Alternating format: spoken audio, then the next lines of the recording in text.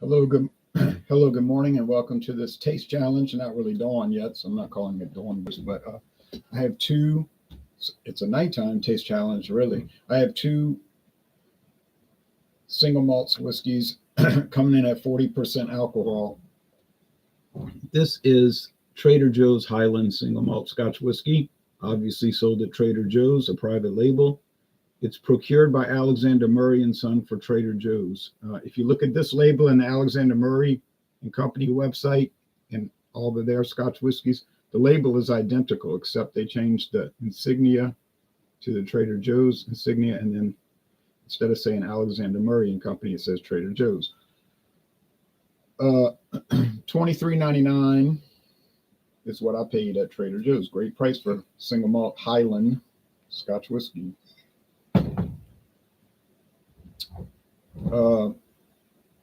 It has a good flavor. It's nothing amazing, as you would expect. It wouldn't be amazing, but it's nice.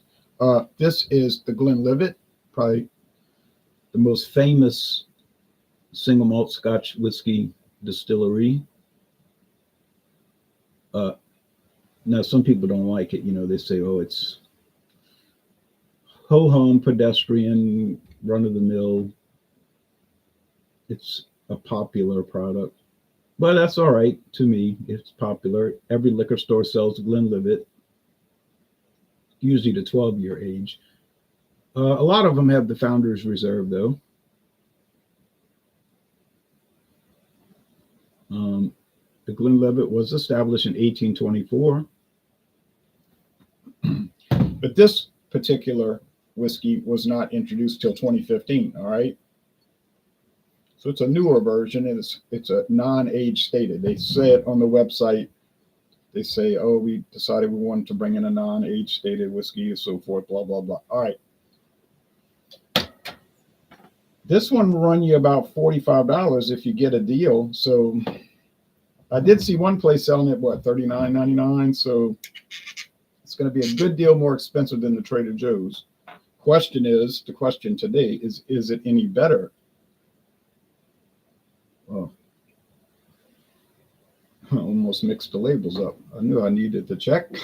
I've done that before, running my mouth and forgetting. Had the labels backwards. Fiasco. Undermines the whole concept of the blind taste test. So real cork here. All right, so you'll notice maybe they both use real cork.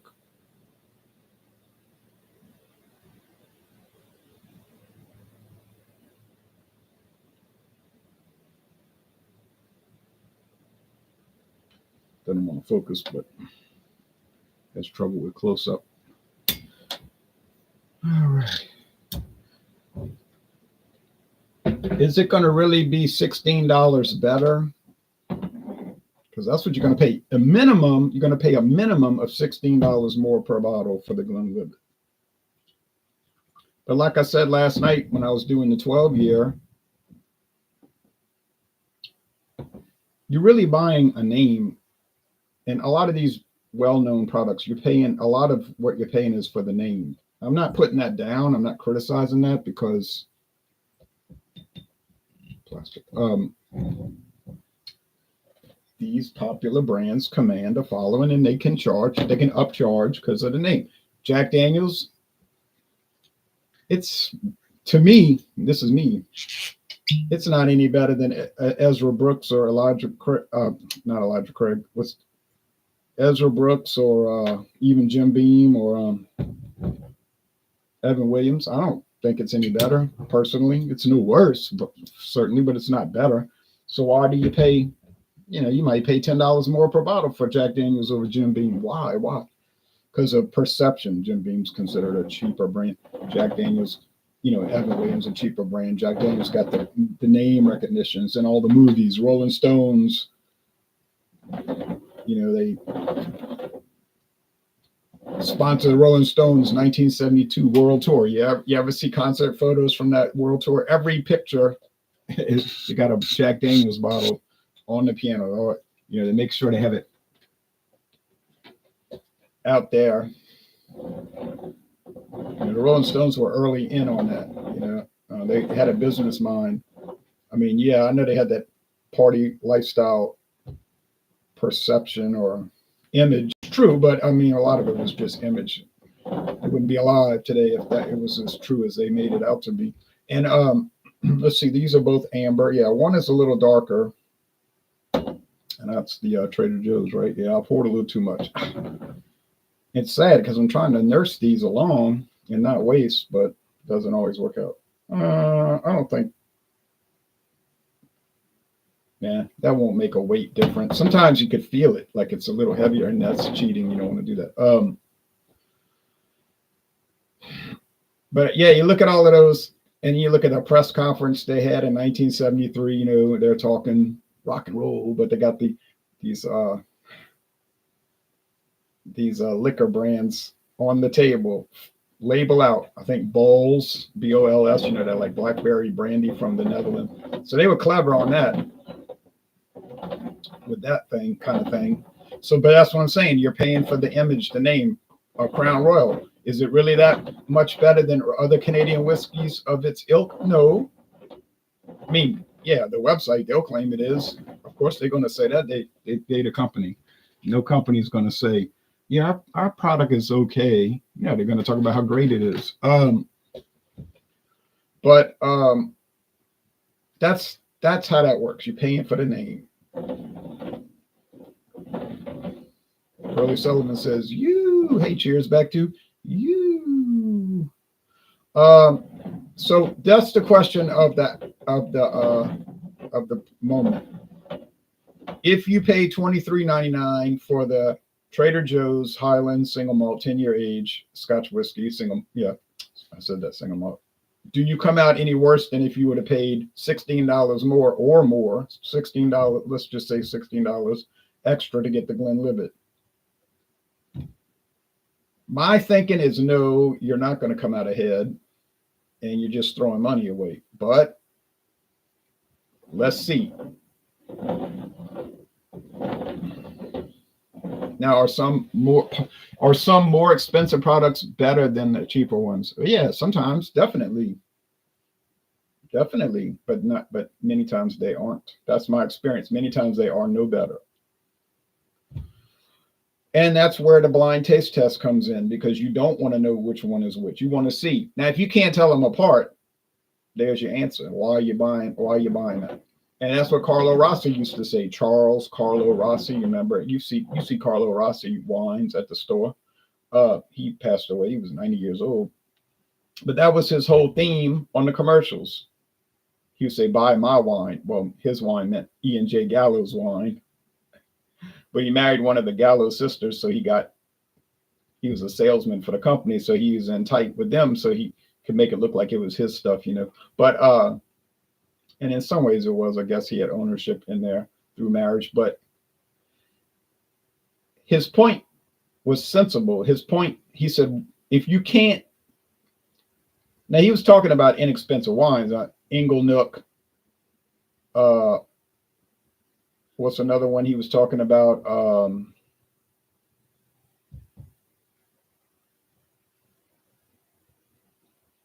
Another one you see all the time. It starts with an A. I had it in my head and then I can't remember.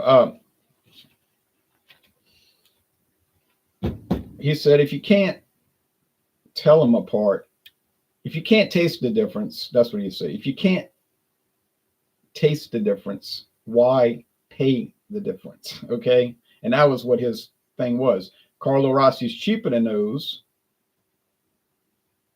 And he didn't say it was better. He never claimed that Carlo Rossi was better than those.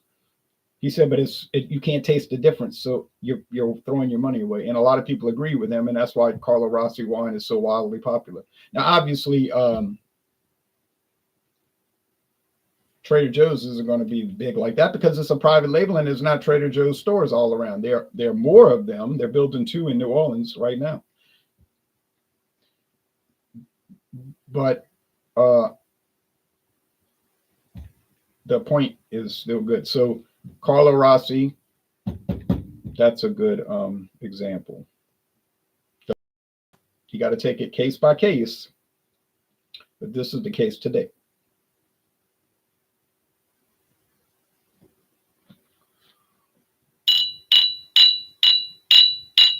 Let's look at the website for just a moment.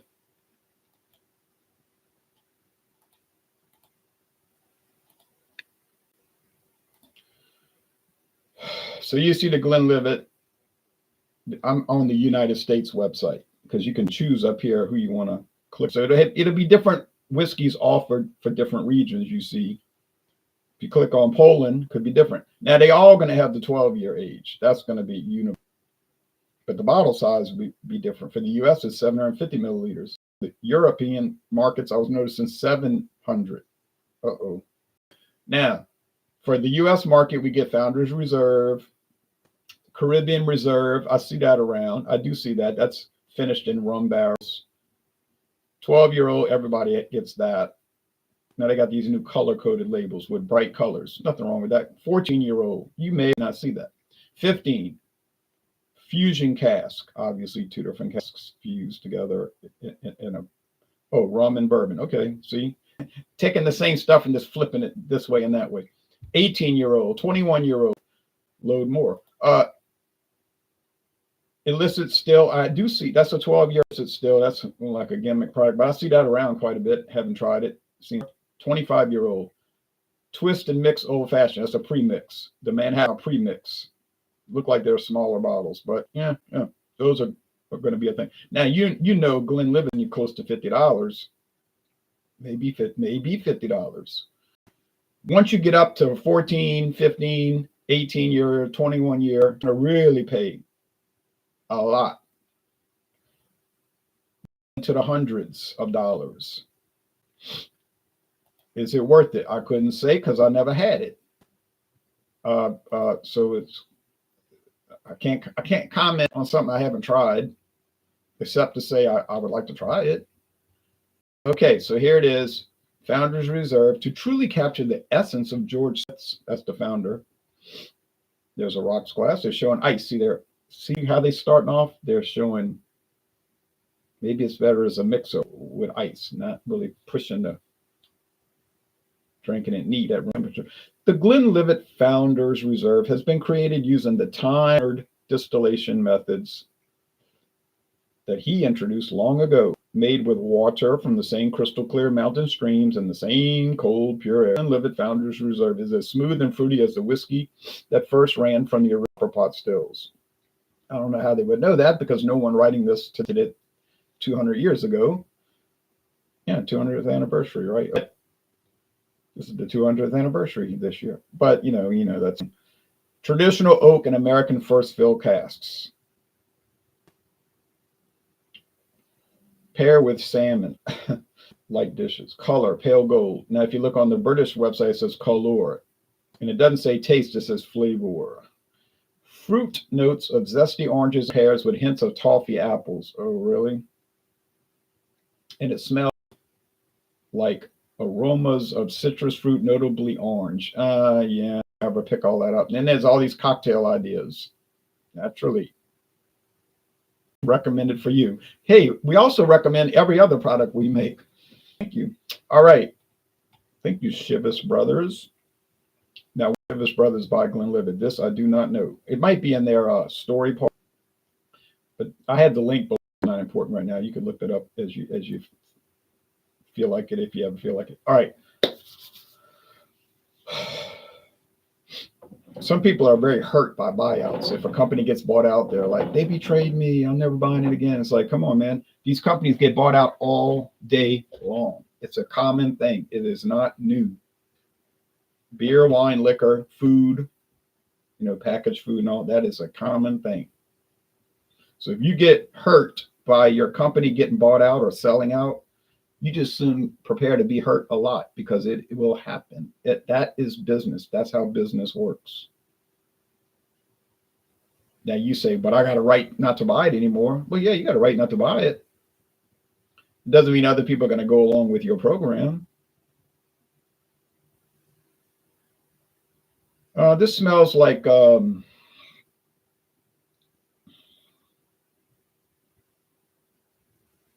not much. Is it a bad aroma? No, it's just not much of an aroma. It's a lack of aroma, just a faint grain smell. Cereal grain, namely barley, right? Malted barley, of course. No different. So on aroma, these are not champions. On aroma, they're just kind of fizzled out, like you lit a firecracker and it doesn't explode. A dud. Okay, but nothing bad. It's not like I'm smelling them and thinking, oh, yikes, what's that? That's terrible. No, it's just like, not much happening. All right, so all this description I showed you about the subtle nuances of pear and apple and all, I don't know where that's coming from, but you might say, yeah, it's coming from their imagination. That's where it's coming from. They pay these people to write this stuff, and I hope they don't do that, but they might. All right, anyway, taste Chuz.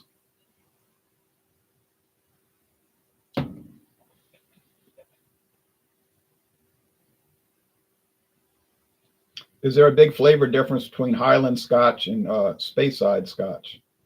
Well, there might be. I'm not seeing it. Not, yeah, you don't see a taste, but you know what I mean. No, I mean, I'm not tasting that. Other people will say, "Oh, yes, definitely. Can't you see that?" And I'm like, it's eluding me. It's like people tell me all the time, "Don't you say, what do you prefer, Czech Pilsner or German Pilsner?"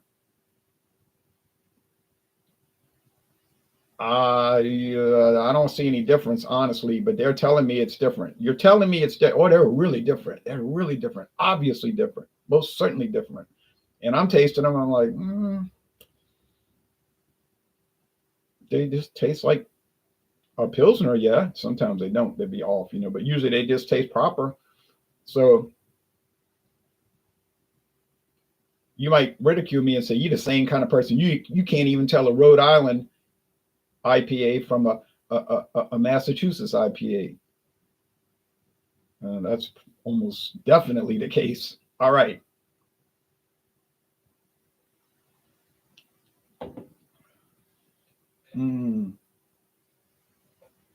This one over here seems like it has more honey, maybe a little harsher note or bitey, which is not, to me, a good characteristic. But you say you just broke the rule. You're suspended. Go to timeout because you're never supposed to say smooth in a tasting. All self-proclaimed whiskey experts will tell you that. Yeah, I know. Guess I'll go to timeout. But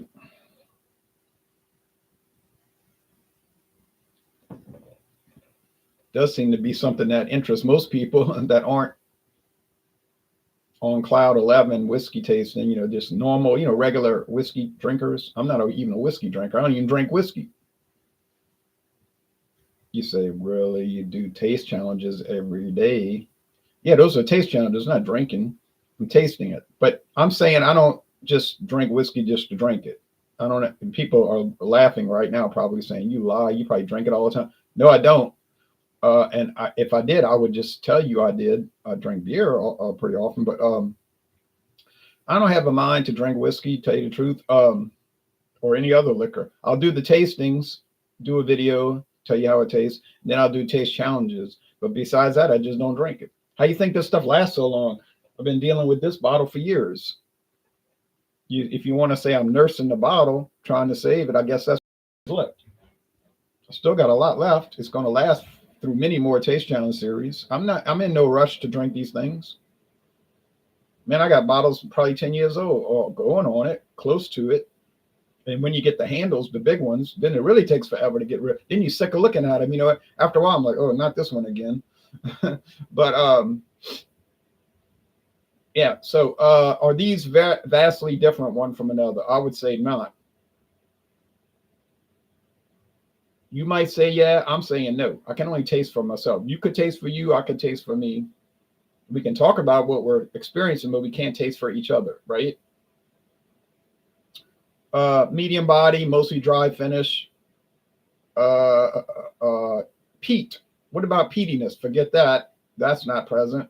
What about smokiness? Never. No way. So I have talked to people in the past that say they hate Scotch because they can't stand smoke and they can't stand peat in a drink. I said, well, There's a lot of Scotch whiskey got no smoke and no peat. They're just like American whiskeys. They're similar to that. They're not that different. But you can't convince them. Some people just walled off. They're just not going to do it, which is fine. You say, I'm a bourbon man. I drink bourbon. I'm a man. I'm 40. All right. I got bourbon, I got 22 unopened bottles of bourbon. So obviously I'm experiencing that experience also.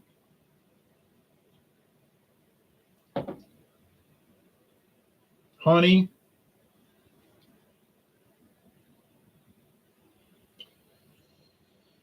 Oh, yeah. Yeah. How you doing? Hey, how you doing?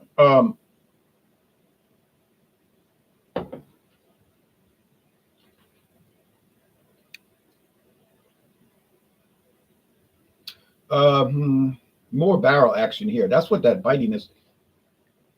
Mm-hmm. There's more barrel action over here. Oak. American. European. Possibly.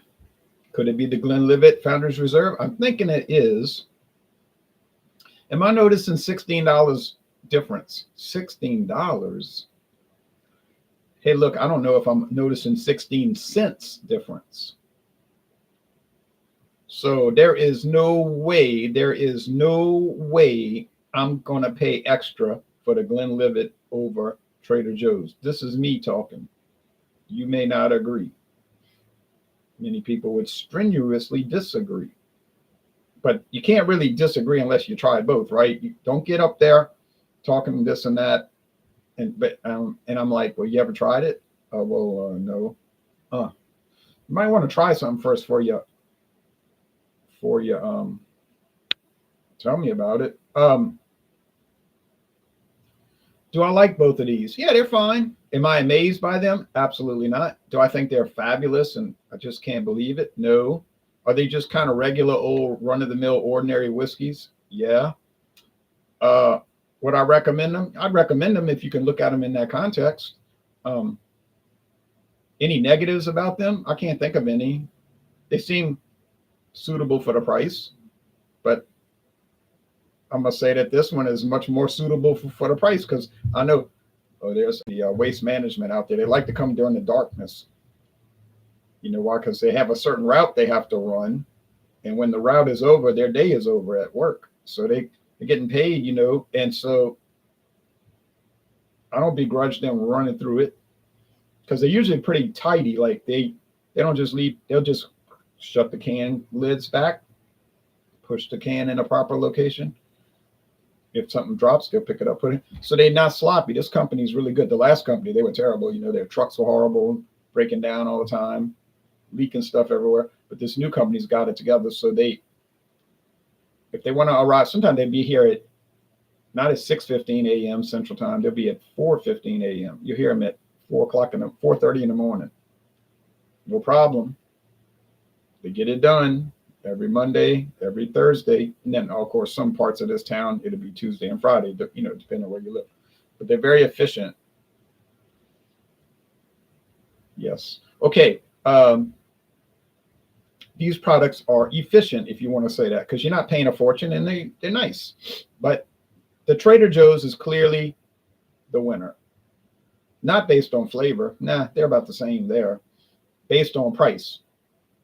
Sometimes you got to mention price because that's the determining factor. And I've had people castigate me and really come at me hard talking about you should never talk about price. And my answer is I never read that rule. I don't know where this rule is coming from because most people in the world got to buy their products, right? So it seemed to me that would be a thing to discuss. It's a consumer product. I'm doing video reviews for beer, wine, and liquor. Why am I doing that? What's the great cause for that? Just something to do. It's fun, and I like to talk about it. And most of my friends in my private life could care less. they couldn't care less about liquor, wine, or beer. No, David does. He likes to talk about it. But besides him, now my father, he'll ask about products. He doesn't drink anymore for 21 years, for the last 21 years. But he'll ask about it. He's curious, like, oh yeah, that's something, but most people I know have no interest whatsoever. Either they don't drink anything at all, which wouldn't mean they have no interest, or they do drink, but they only drink one brand and they're never going to change. Like my neighbor across the street, she drinks Cavit Pinot Grigio, and that's it. She has no interest in trying other wines. And I don't even mean style of wine. There's like an endless amount of styles, right? But she'll drink only Cavit Pinot Grigio. And I'm thinking, why wouldn't you want to try all the other Pinot Grigios just to try it? No. I'm locked in on that, which is fine. But I started this channel just because it was an outlet to talk about the brands with people that obviously I don't know. I have met people, now I know them now through this, but we have good times together and all of that. But it's just it's a way to meet people with a common interest, right? You say right. Point. Otherwise, you may have no reason to be in affiliating with them. They might have different religious ideas, different political ideas, different social whatever ideas, but that's not why you started hanging out with them on the internet. You know how that works. It's because you had a common interest, meaning beer tasting or wine tasting, or in this case, Scotch whiskey tasting. Okay. And so you do want to have some ability to compartmentalize, but some people cannot do that. They cannot. And I've experienced that over the years, and you probably have too. I just love your channel and the way you present the beer and so forth. Oh man, you're my hero and all of this. It's like, okay, I appreciate that. And I do appreciate it. But then they'll ask you to be their friend on Facebook, and I'll do that because why not? I'm not saying I'm going to put a like by every time they have a birthday party or go on a trip. I don't know these people. I could flip through the phone book and pick out names. It doesn't mean I'll be interested in what they do. But then they'll be angry later. Oh, I don't like you. It's like, well, you just told me I was your hero and you love the videos. Oh, but you voted for this person. Oh, okay. You were crazy. Of course, they never tell you you're crazy, but you could find out.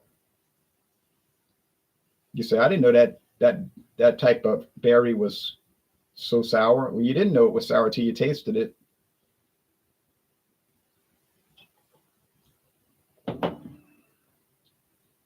And I'm finding out about these Scotch whiskeys. If you want to call them bland, I would not argue with that. A lot of whiskeys are bland. A lot of beers are bland, and a lot of wines are bland. And let's be honest. Let's be even more frank. The last 10 years, you have probably noticed this as well as I have, and it's not because our tastes have adjusted to the industry. You have probably noticed beers and whiskeys becoming more and more bland, less flavorful. The eggnog is thinner. The whiskeys are blander. The beer is thinner and blander. This is not a fantasy. I'm telling you, I can remember tasting beer back 20 years ago. It was not the same.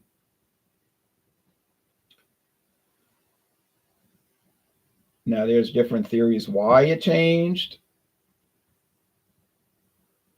but we'll leave it at that. But yeah, so the excitement level has definitely deteriorated over the years, and I think you've noticed that. Assuming you've been tasting beer. Now, if you just started tasting beer 5 years ago, that's your reference point. So you don't have 1996 to go back on and talk about when it was a lot different. So to you, it might be exciting because you only know the bland. But if you've been there and you knew the excitement, then nah, I ain't into this.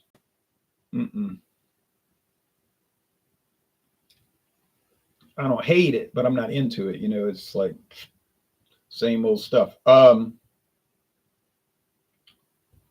think I'm about to call it, and I'm having trouble, which means if I'm having trouble telling them apart, what does that mean? They're not that different to me. You know, I ain't no way I'm paying more.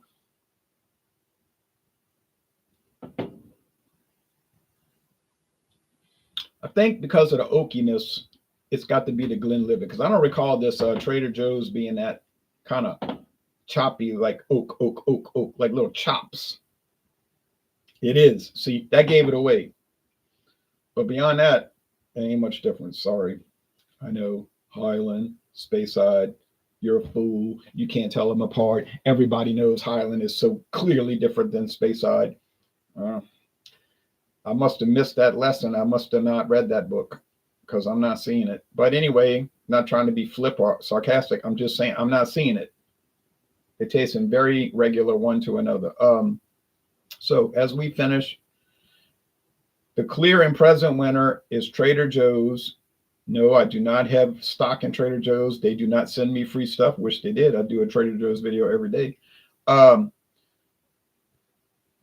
It's just, that's the value consideration. Okay. There's Aldi right there. They're kind of ho-hum, you know. You say their stuff is very ho-hum. Yeah, but it's cheaper, relatively cheaper. So I can deal with ho-hum. If I can go to Winn-Dixie and Walmart and other stores and get ho-hum stuff, I may as well get some, you know, more or less generic flavored stuff for a cheaper price, right? Makes sense.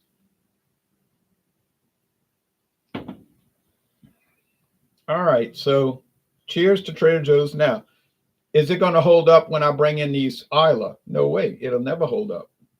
It won't have a chance. It will not win. It cannot win. That will never happen. All right, so what? I'm 6 wins, 3 losses now. I got 6 wins and 3 losses. And I'm very happy about that because I've been dealing with a lot of similar products. I've taken Trader Joe's and I put it up against all these other single malt scotches, and they're all about the same. That's like 9 videos that were the same. But I got it right 6 times and I got it wrong 3 times. But that's not so bad. 6 out of 9. Especially when you consider they're all so similar one to another. Now, when I bring in the Isla, the Finlagen, the Ben Riach, I'm trying to say it right. The Finlagen, the Ben Riach, Curiositas, and the Ardbeg 10. I mean, I'm sorry, Trader Joe's, y'all about to get killed. You're about to get beat so bad. But you say, but that's personal preference. You just like the smoky Isla, peaty Isla whiskeys. I guess I do. They certainly have a lot more excitement with them. I guess if I was watching an adventure movie, I'd rather see one that was more exciting than one that was not exciting. But I'm just telling you what's coming up. So you say, I'm going to skip those videos because I don't need to waste time watching you talk about how Finlagen is killing Trader Joe's and the Ben Riach Curiositas is killing Trader Joe's, and Ardbeg is decimating because Ardbeg always decimates everybody. Ardbeg 10-year. I agree with that. You may as well skip it because that's what you're about to see. All right, so stay tuned for our future date, and you will see some wipeouts. And then we're going into the world of blended Scotch, which some people, if you say blended Scotch, they have a nervous breakdown. And then they'll lecture you for longer than this video about why you should never drink blended Scotch. And it's like, oh, not this again. All right, well, y'all take care now. Bye-bye.